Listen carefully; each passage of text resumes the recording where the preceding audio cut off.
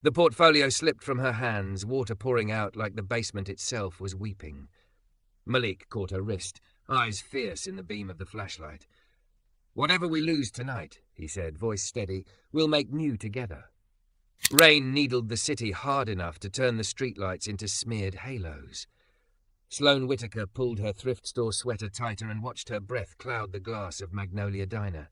She'd been walking for hours, first to keep warm, then because stopping meant thinking. Thinking led to the spiral.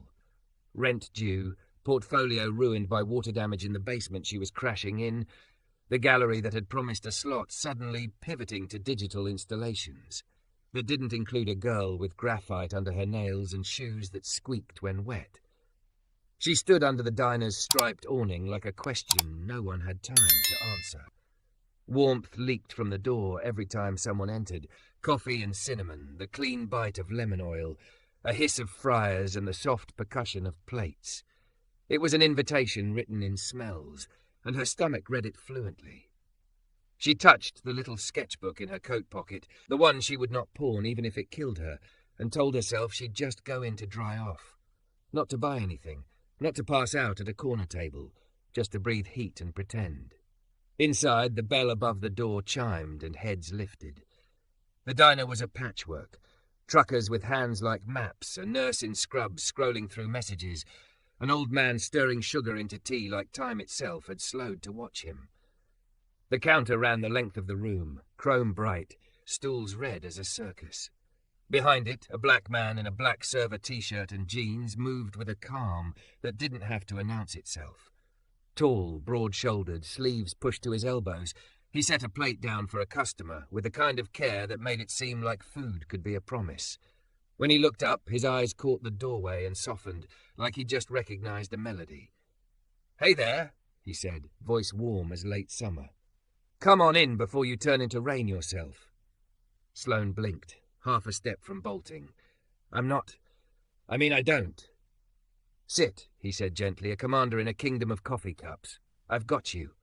She hovered, then slid onto the end stool, the one nearest the pastry case where pies shone under glass domes like the idea of mercy. Wet hair clung to her cheeks. She tugged her sleeves down and tried to look smaller than her hunger. "What's your name?" he asked, reaching for a mug. "Sloane." "I'm Malik." He filled the mug, placed it on a paper napkin like a gift being set on velvet. Steam wreathed her face. "You look cold enough to need this more than I do." "Thank you." The words rasped. First sip, bitter and beautiful, the kind of heat that wanted to fix things it couldn't. "Kitchen closes in 20, he said, eyes taking her in but not prying. "If you were going to eat, what would you want in a perfect world?" "In a perfect world?"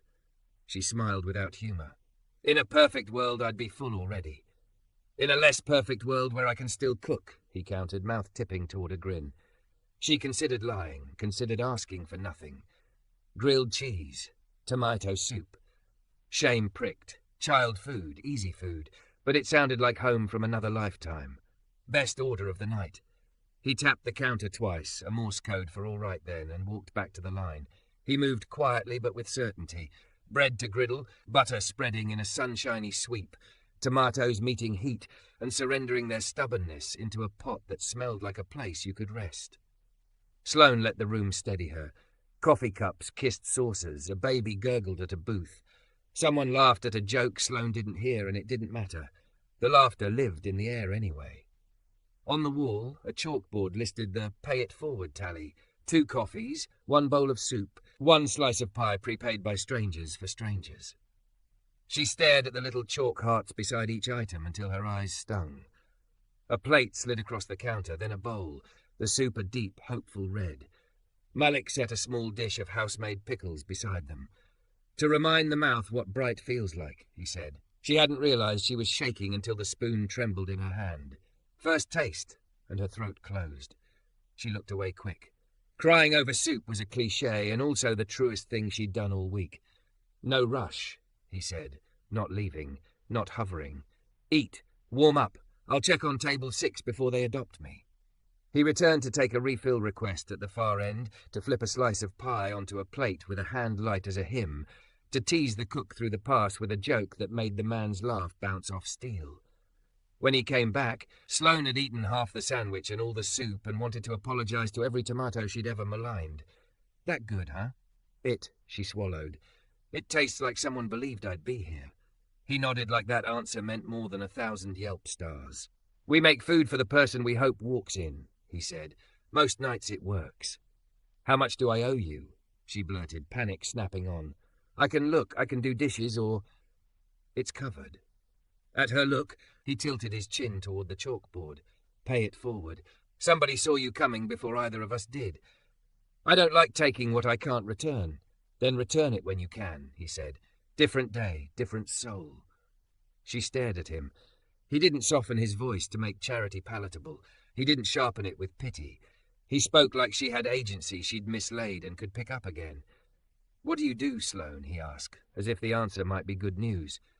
I draw. Her fingers tightened on the little sketchbook. I paint when I can afford canvas. Portraits mostly, people I can't stop looking at. And where do you keep all these people? In here.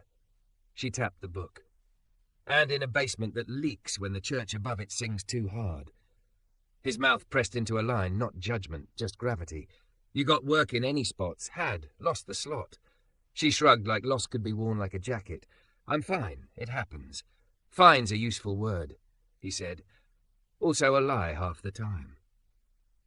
A chime at the register pulled him away. She turned a page and drew him without meaning to. The slope of his shoulders. The way his hands told the truth of his life.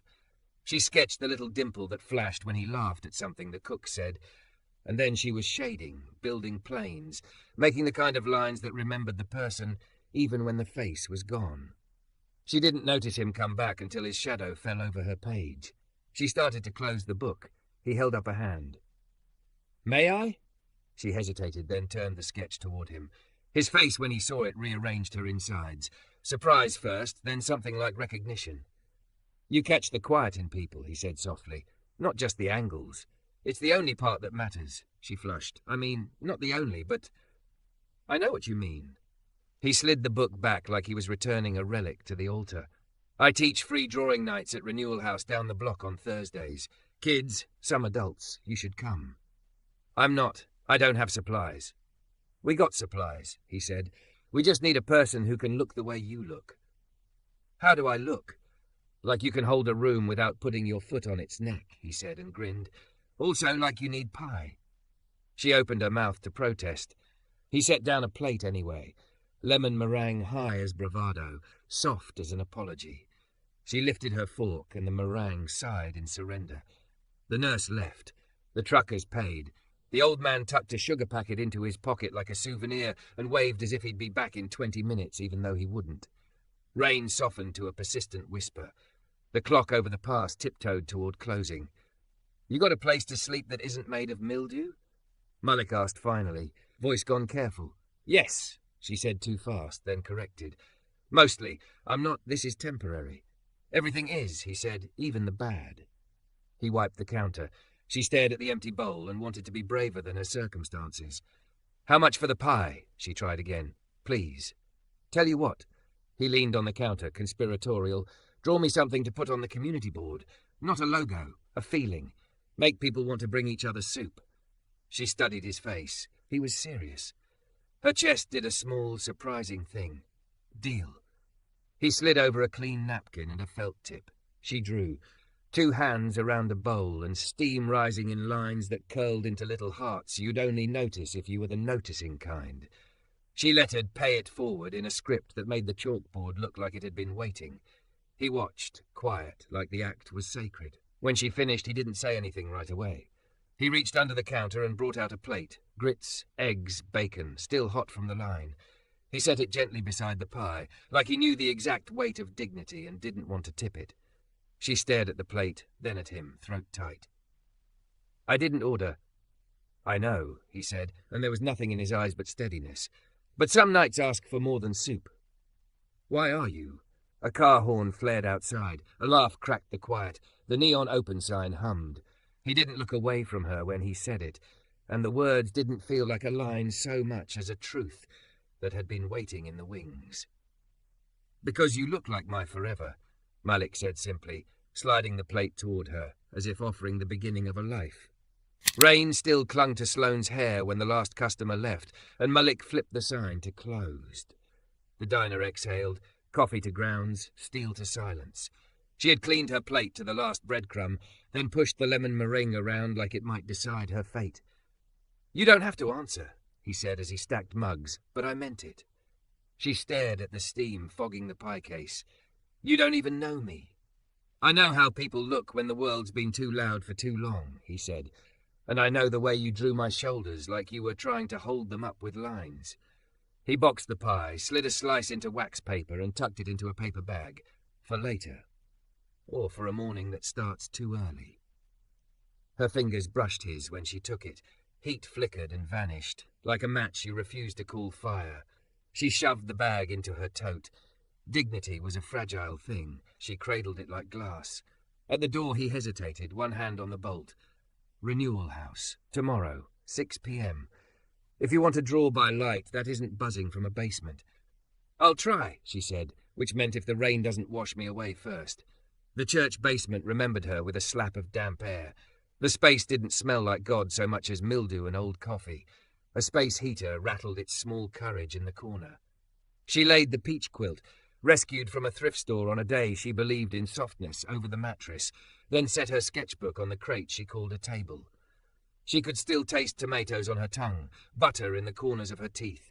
She pressed her palm to her ribcage and felt it answer back. Still here. When she closed her eyes, the day reran. Malik's steady hands, the chalkboard hearts, the way he said forever like it wasn't a trap.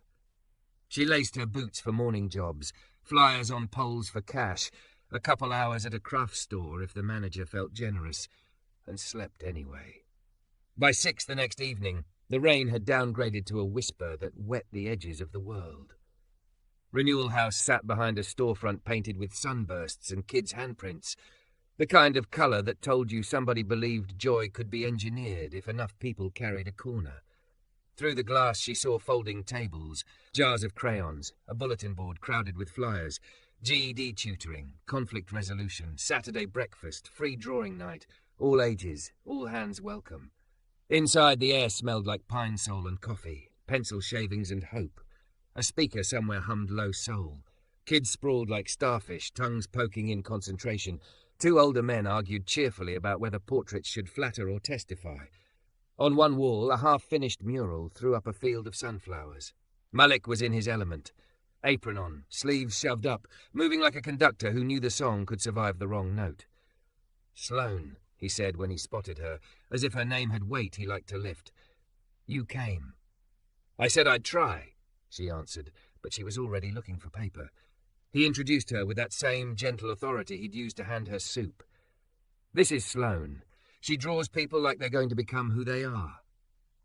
A couple heads turned, curious but unafraid. He set a sketch pad and a charcoal set in front of her. "Warm up by showing Demetrius how to block shadows. He thinks noses are secrets." A boy with a swirl of cowlick and a gap-toothed grin leaned up on his elbows. "They are secrets," he said solemnly.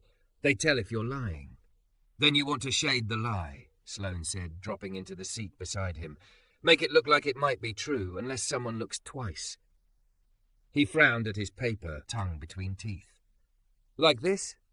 "Exactly." She stole a glance at Malik, who had paused to watch. The pride in his face hit her like a warm wind. Renee Park arrived on a wave of monochrome and purpose, hair a perfect bob, square glasses framing eyes that missed nothing. She moved through the room like someone used to setting tables for possibility.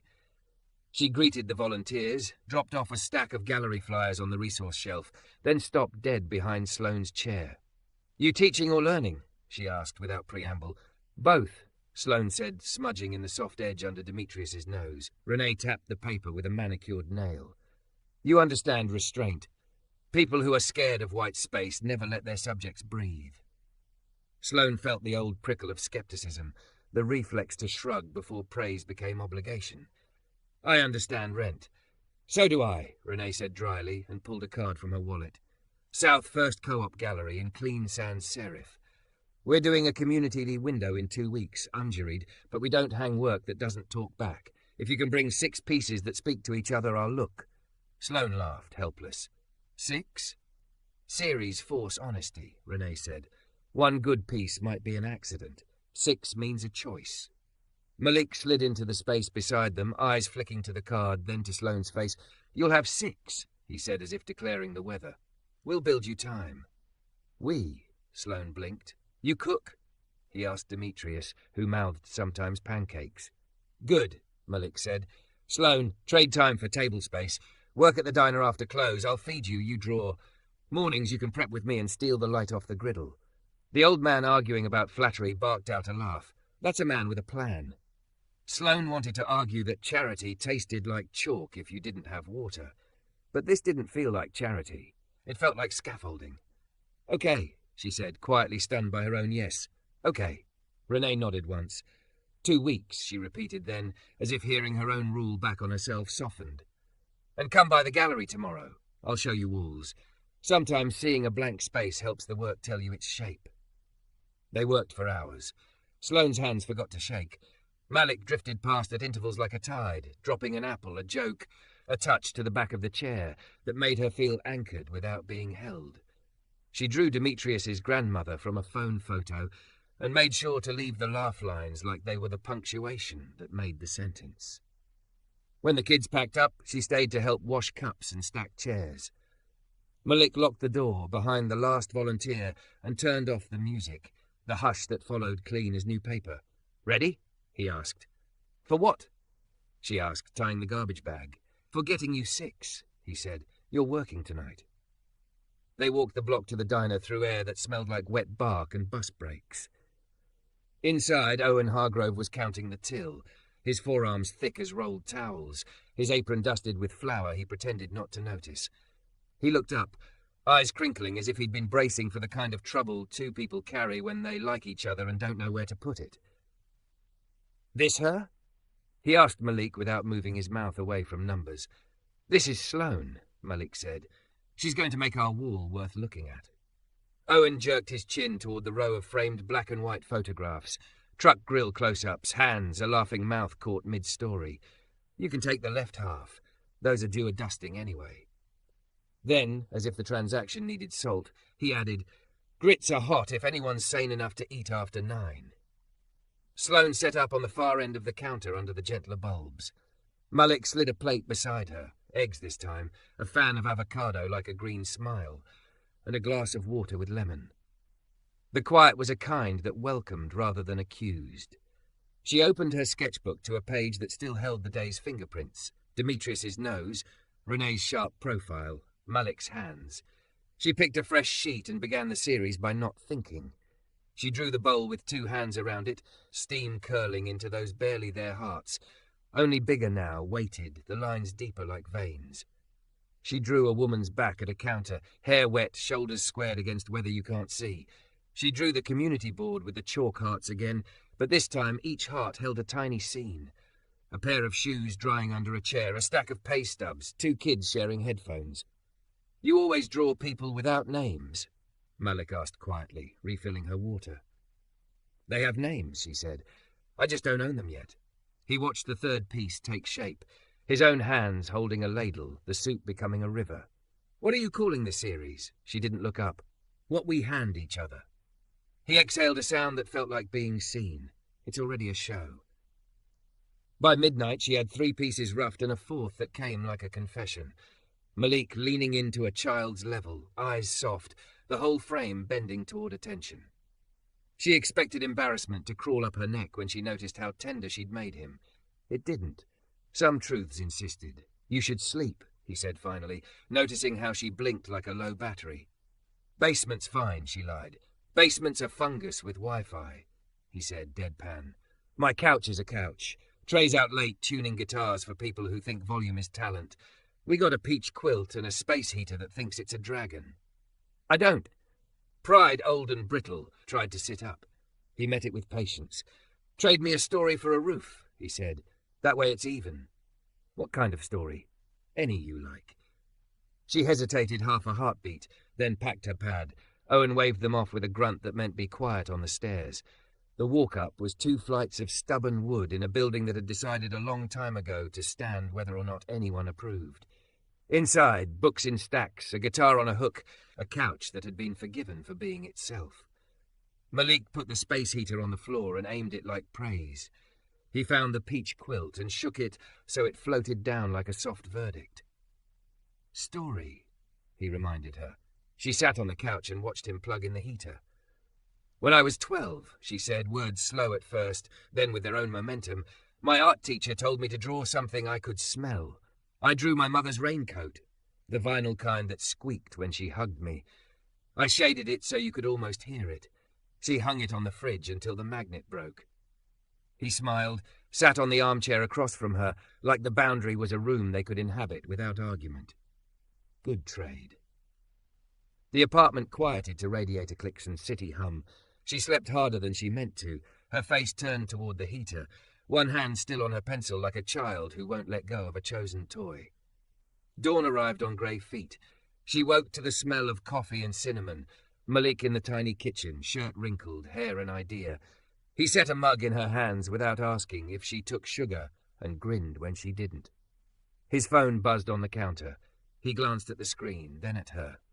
It's Renee, he said, voice shifting to the register people use for news that will change a day. She says a slot just opened for the window because a sculptor threw his back out. If you can hang 6 by Sunday, she'll give you the left half of the glass. Sloane's throat went dry. Sunday is 3 days. 3 days is a lifetime if enough people carry a corner. He leaned on the counter, eyes burning with a plan. We'll cook, you'll draw, Trey will build frames from scrap. Tonight we'll photograph what's wet. Saturday we'll seal under the heat lamps at the shop like we're curing ribs. And if I fail? The question escaped and made the air colder. He didn't soften, didn't lecture, didn't reach. Then you'll have 5 pieces and a 6th that tells the truth about how hard 6 is. But I don't think you will. She held the mug like a talisman. Steam touched her face like gentle hands. 3 days, 6 pieces. Sloane pulled the sketchbook onto her knees and drew the window in her mind, her work pressed to glass, the city looking in, itself reflected back. She looked up and found Malik already watching her, the way he had in the diner, like he'd recognized a melody and was humming under his breath. Okay, she said, let's make the air tell the truth. The city's grey sky pressed down like wet paper, but Sloane's hands wouldn't still. She'd been up since dawn, her sketchbook filling with lines that felt less like drawings and more like doors.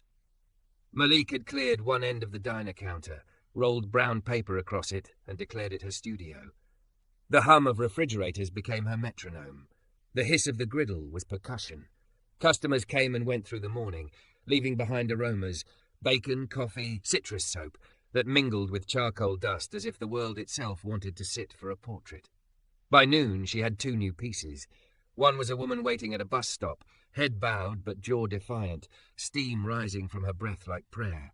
The second was Malik himself, but not fully. She'd only drawn his hands, one cupping a ladle, one steadying a child's crayon as if the 2 gestures belonged to the same grammar. When she caught him looking, she bristled. Don't say it. He tilted his head. Say what? That I'm wasting my time, or romanticizing things that aren't mine to capture. I was going to say you make people look like they matter, he said simply. Then softer. And you're right. Heat crawled her neck. She bent back over the page until the lines blurred. Trey arrived that afternoon, guitar case slung over one shoulder, curls wild from the wind. He glanced at the sketches spread across the counter and let out a low whistle. Mal, man, you didn't tell me you had a whole gallery blooming in here. She told you herself, Malik said. Trey's grin widened. So you're the storm he keeps talking about. Sloane blinked. The what? Don't mind him, Malik cut in, giving Trey a look. You got frames? Trey pulled a bundle of wood scraps from under his arm like a magician revealing secrets. Rescued from a remodel job. They'll clean up fine. I'll start tonight. Sloane touched one of the weathered planks. It smelled faintly of sawdust and varnish, as if it had been waiting to be repurposed. You do that? For you? For the show? Trey winked. For Malik's stubborn sense of destiny? Yeah. She should have said thank you. Instead, she whispered, 3 days isn't enough. Trey's smile dimmed into sincerity. 3 days is how long it took me to learn my first chord. Doesn't sound like a lot until you've played it enough times to bleed. That night, They spread her pieces across the diner's closed floor, Malik moving tables to give her space. Owen, the owner, lingered in the doorway, arms folded. He looked like a man allergic to fuss, but his eyes softened as he scanned the work. "Not bad," he muttered, which from him felt like a standing ovation. "Wall hold." "You'll really hang them?" Sloane asked. "Why not? Food fills bellies. Pictures feed something else." He shrugged. "World needs both." She didn't trust her voice, so she nodded, bent over the fifth piece. An older woman hunched over a sink, hands in suds, but the light falling on her like she was crowned. Malik leaned close, voice low enough that only she heard. "You're building the six." "Building isn't finishing," she murmured back. "Finishing isn't the point. Telling the truth is." The words anchored her more than sleep could have. The next morning, exhaustion clawed at her, but adrenaline refused to loosen its grip. Malik brewed strong coffee and slid a plate of eggs across to her before she could protest. "Eat," he said. "Artists starve for meaning, not fuel." She ate. Then she drew. Piece 6 came like a confession. 2 figures sitting at a diner counter, one drawing, one pouring coffee, both leaning toward each other like gravity had opinions. She hadn't meant to make it them. But when she sat back, charcoal smudges on her wrist, she knew the truth had slipped through. Malik saw it and froze. His face went still, then softened in ways she didn't expect. "You drew us." "You're part of the story," she said, defiant though her chest thudded. "Then let the city see it," he replied, no hesitation. By Saturday, Trey had frames lined against the wall, each piece held like it had been waiting for its wooden skin. Renee came by in her sharp monochrome and walked the line with her arms folded. She stopped in front of the diner sketch, the 2 figures. "This one anchors the series," she said. "It shows what the others imply." Sloane flushed. "It's personal." "Art is," Renee said briskly. "If you wanted safe, you'd be knitting scarves." When she left, Malik caught Sloane staring at the drawing. "You scared?" "Terrified." "Good," he said. "Means it matters." Sunday morning, the co-op gallery smelled of fresh paint and ambition. Volunteers hammered, hung, adjusted lights until the space looked like it had swallowed the sun. Sloane's pieces went into the front window. Her 6 confessions arranged in a rhythm Renee dictated with a conductor's hand. People walking past slowed, paused, pressed closer. Some even smiled, unguarded, as if the drawings had caught them in the act of existing. Sloane stood behind the glass, unseen, her heart a snare drum. Malik came up beside her, his presence solid as brick. "Look," he whispered. She did. The city was listening. By late afternoon, the gallery filled. Kids from Renewal House tugged their parents inside, pointing to Demetrius's grandmother rendered in charcoal like a queen. The nurse from the diner came, still in scrubs, tears catching in her lashes, when she saw herself at the bus stop in Sloane's second piece. Renee introduced the series. "What we hand each other," she said, crisp and proud. "Drawn in 3 days by a woman who understands that survival is an art form. These works remind us that community is not charity. It is exchange." Applause rose. Sloane flushed so hard she thought she might combust.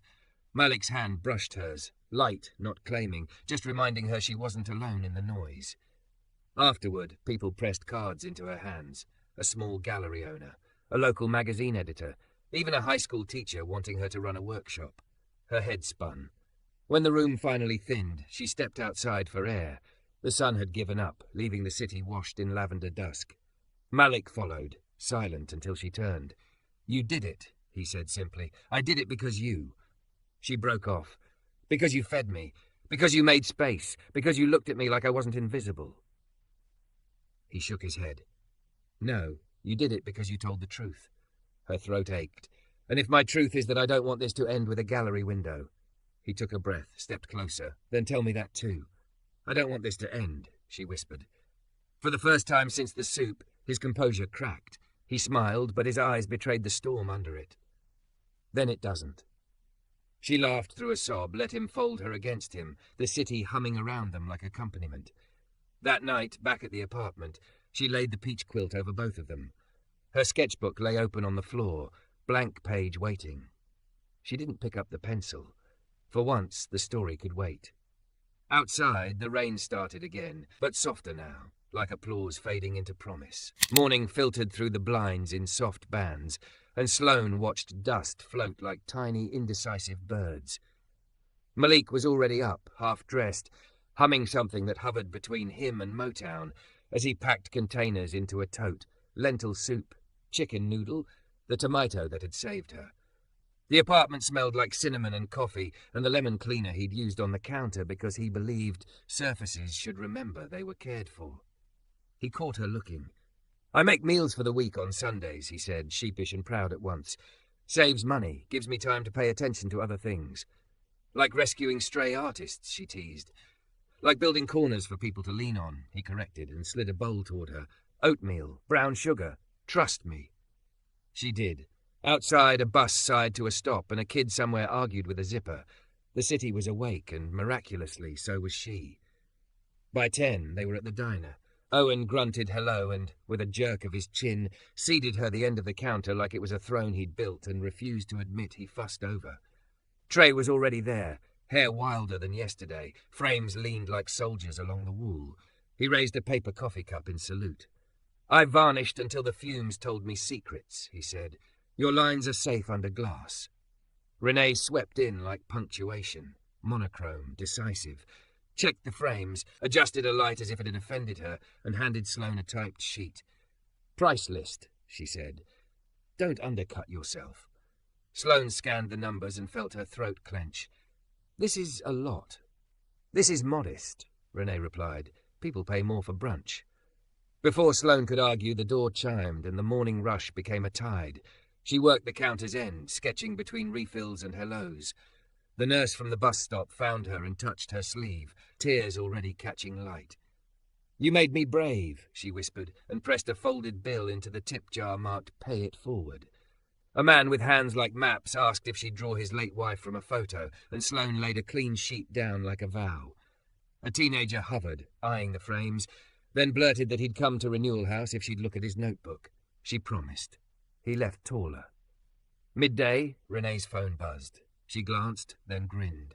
"The local magazine wants to run a photo of the window. Today." Owen coughed into his apron like a man allergic to emotions. "Better sweep." The sweep hadn't finished when the health inspector walked in. He wore a tie like a threat and announced himself to the room. "Complaint filed. Surprise inspection." Owen's jaw twitched. Malik went still, then deliberately easy. "Welcome," he said. "You'll find what you need." The man's checklist made sounds like judgment. He found a grease trap lid that needed reseating, a thermometer that read 2 degrees high, a kitchen light that had decided to flicker just then, traitorous as a gossip. He wrote every finding down with a pen that enjoyed itself. "Temporary closure pending fixes," he said finally, like a gavel. "Reinspection in 48 hours. Silence hit the diner like a dropped tray. Sloane's stomach fell through her shoes. But tonight... Malik didn't look at her. He kept his eyes on the inspectors. Calm, respectful, steel under linen. "We'll remedy everything today," he said. "You'll have photos by evening and receipts by morning. We'll be ready for you." He meant it as a promise, not a plea. The inspector shrugged the way men do when they like their own power. 48 hours. He left a flapping paper on the door. Closed for health compliance. Owen swore softly. That anonymous complaint came with teeth. It came with jealousy, a regular muttered. "Somebody didn't like your line out the door after the article last week." Malik exhaled once, slow. "Okay," he said like a man sorting screws by size. "Trey, can you fix that flicker? I'll reseat the trap. Owen, call the hood service for a rush tag. Sloane." "I can." Her voice scraped. What could she do? Draw the light bulb into functionality. "You can move the party," Malik said, turning to her at last. His eyes were clear, unshaken. "Soup and sketch. Outside. Gallery sidewalk.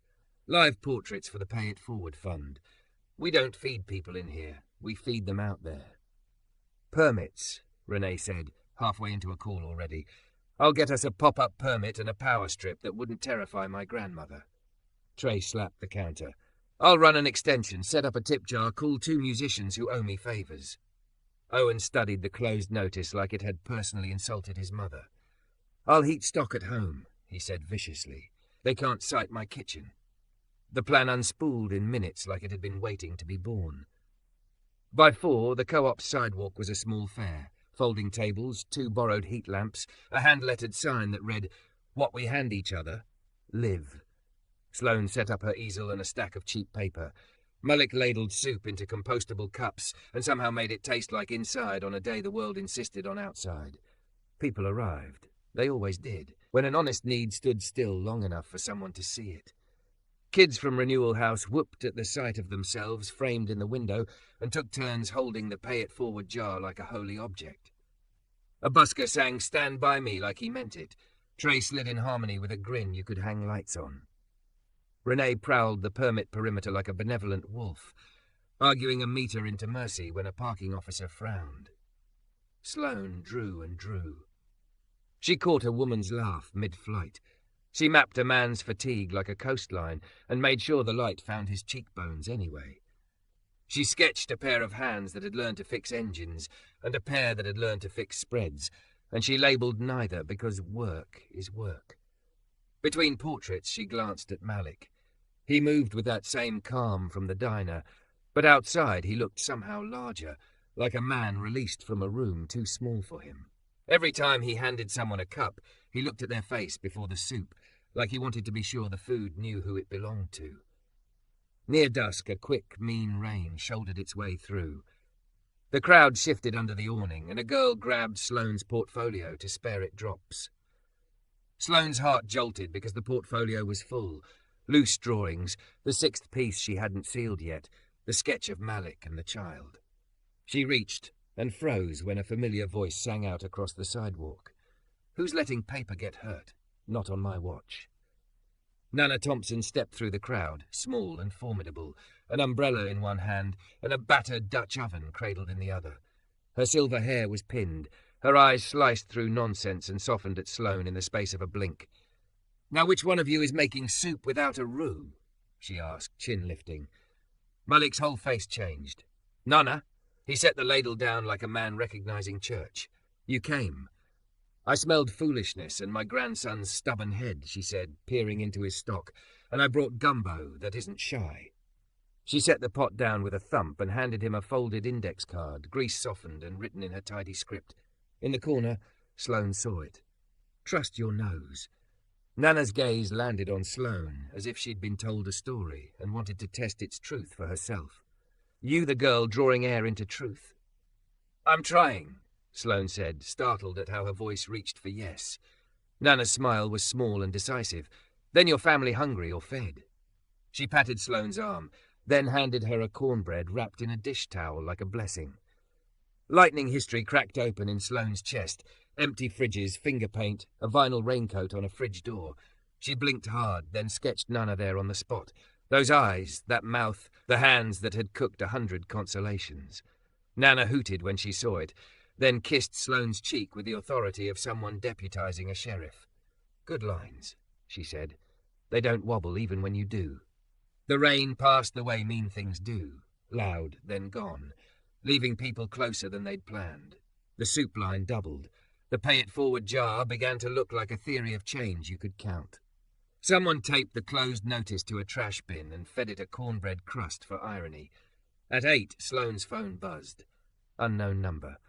She almost ignored it, and then, remembering every small miracle of the day, swiped. Miss Whitaker? A woman asked, voice brisk but kind. This is Angela from Harbourview Medical Centre. Our Arts in Healing Committee saw your window today. We'd like to commission 6 pieces for the paediatrics wing. Payments on delivery. Are you able to meet this week? Sloane sat down without meaning to. Yes, she said, trying not to spill tears into the receiver. Yes, I can. She hung up and found Malik already watching her with that look, like he'd recognized a melody and was already humming the harmony. Good news? He asked. Harbourview, commission. The word was foreign and perfect in her mouth. They want 6. He didn't cheer. He didn't pose. He stepped in and pressed his forehead to hers, and the city went quiet around the exact size of their joy. We'll carry the corners, he whispered. The pop-up wound down on the tired side of 10. Trey packed cables. Renee filed paperwork with the satisfaction of a warrior sheathing a blade. Nana pronounced herself unimpressed with the city's dampness and carried her empty pot like a trophy. Back at the apartment, the peach quilt waited like a sentence that finally got its verb. Malik poured tea.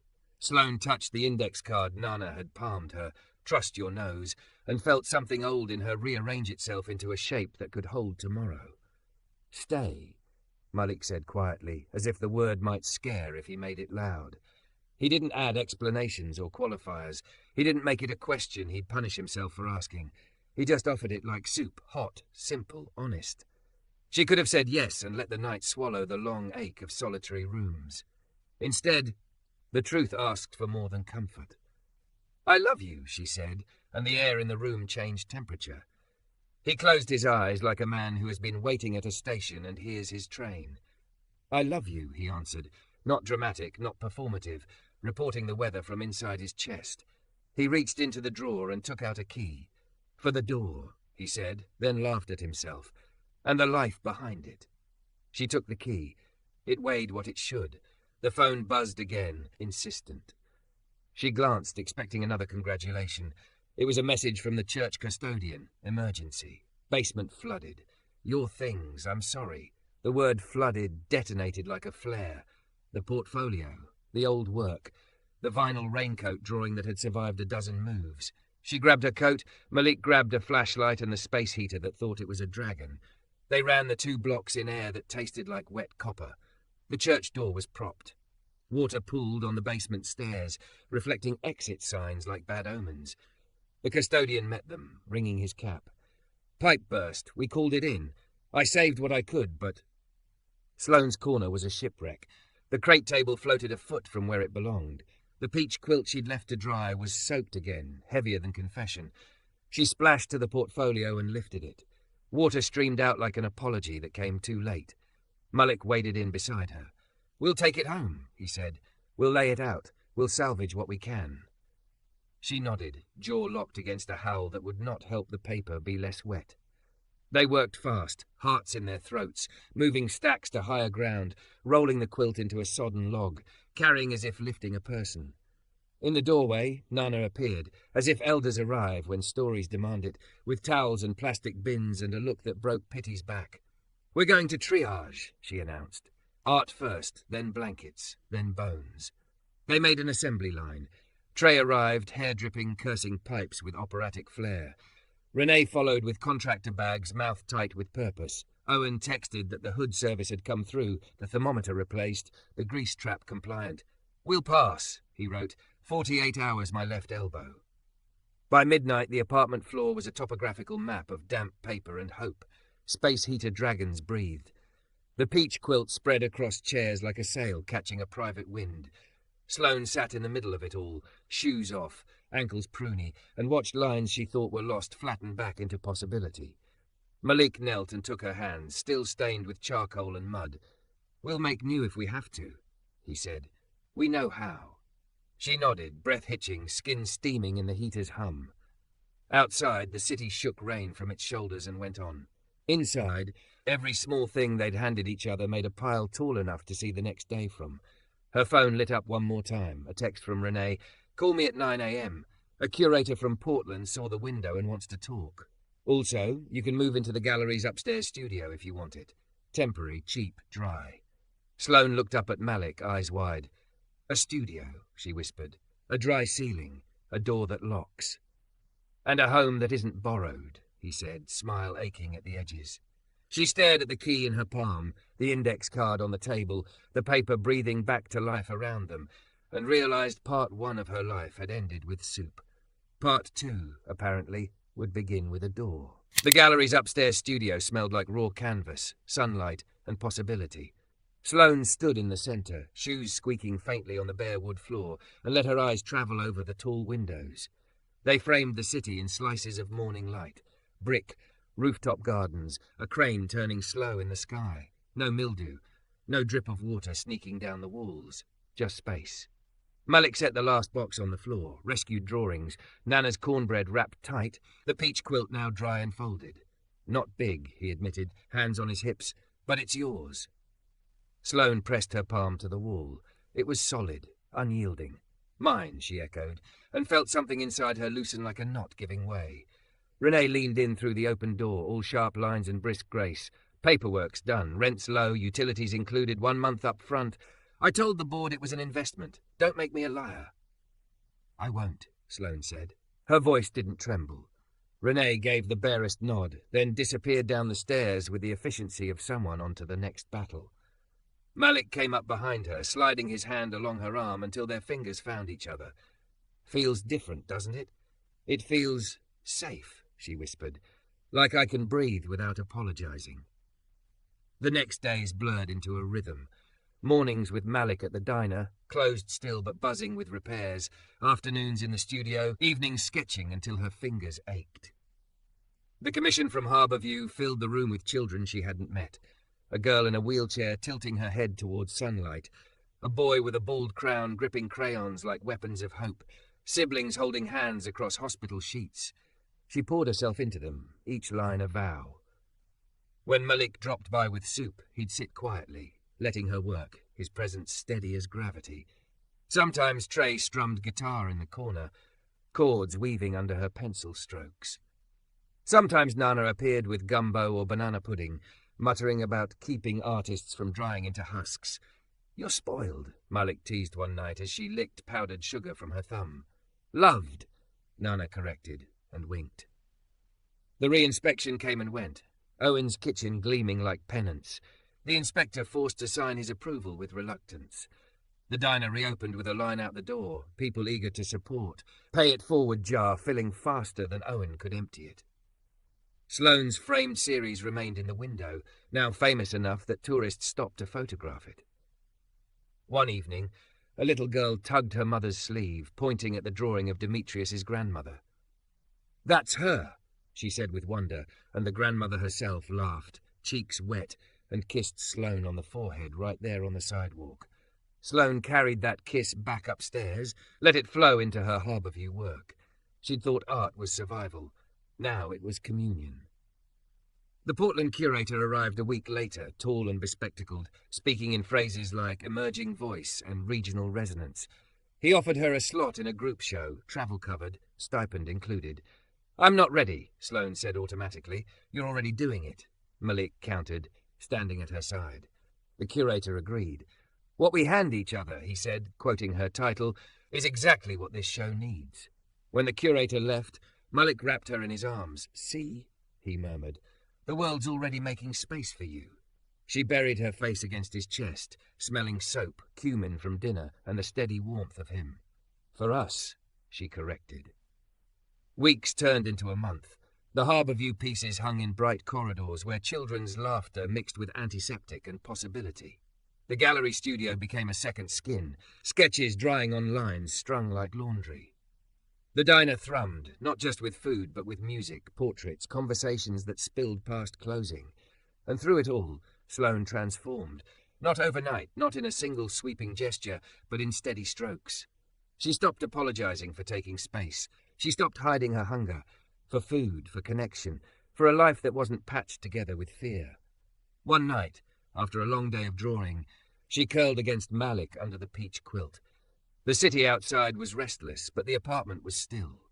"You know," she said softly, "when you slid that first bowl of soup across the counter, I thought it was charity. I hated that I needed it. And now? Now I know it was the first brick in a house we're building together." He kissed her hair. "You're not just my forever, Sloane. You're my home." She lifted her head, green eyes bright even in the dim. "Then let's build it, piece by piece, line by line." He smiled, slow and sure. "Forever and always." Outside rain began again, soft as a benediction. Inside, wrapped in warmth and the smell of paper and soup, they held each other, knowing the story they'd written together was only beginning.